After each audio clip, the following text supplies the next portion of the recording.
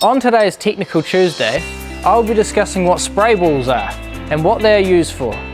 Spray balls are part of our cellar and brew fittings range and are commonly used in dairy factories, breweries and across the food industry. These are used to clean the inner walls of tanks. Spray balls are a spherical ball with a large number of holes which allow high pressure water to be spread in all directions. These are a really effective way to clean and sanitize processing equipment to help reduce the risk of contamination.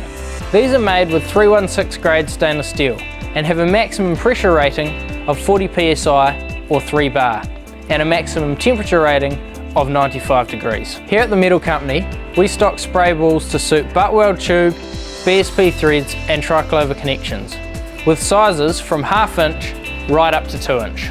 If you have any questions about spray balls or anything else, then please get in touch with the crew at the Metal Company because we make buying stainless steel easy.